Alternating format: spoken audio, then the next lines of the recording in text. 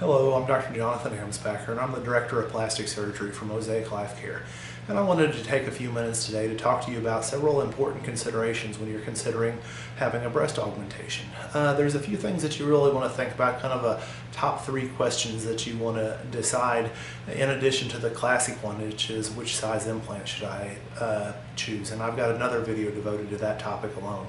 3 other important questions are, what type of implant should I choose, saline versus silicone? Where should I place the implant, above the pectoralis muscle or below the pectoralis muscle? And where should the incision for the implant be? Should it be around the belly button, in the armpit, or at the base of the breast, or around the nipple and areolar complex?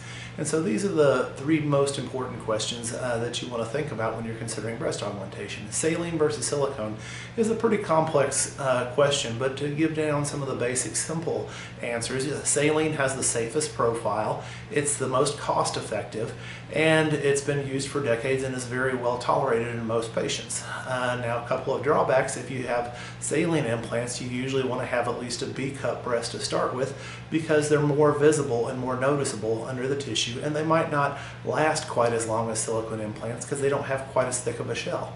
Now, when it comes to silicone implants, that's what we put in most commonly nowadays because they've been on the market for over a decade. They're very safe, very reliable devices, and very well tolerated in most patients. And they're more frequently chosen because they have the most natural look and feel as compared to saline implants. The next question is, where do I want to put the implant? Do I want to put it above the pectoralis muscle or below the pectoralis muscle?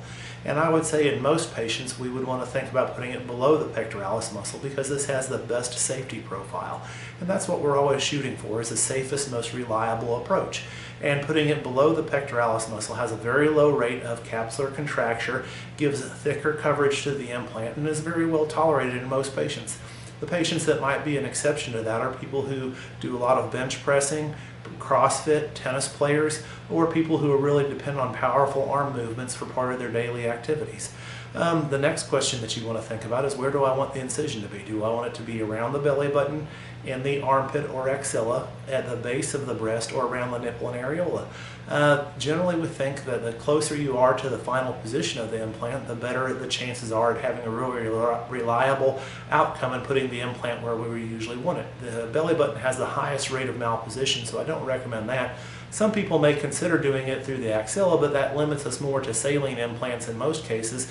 And I think that the scar in the axilla is one of the most visible scars, because very frequently if you wear a tank top or a bikini top, then people can see the scar in your axilla, whereas the scars that are at the base of the breast or around the nipple and areola shouldn't show to anybody except for those instances where you don't have a top on.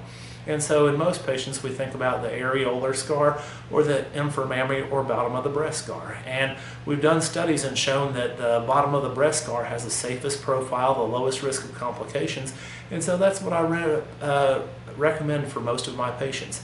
There are a few exceptions to all of these rules, but there are a few good starting points to think about as you're considering going forward with breast augmentation. Thank you very much.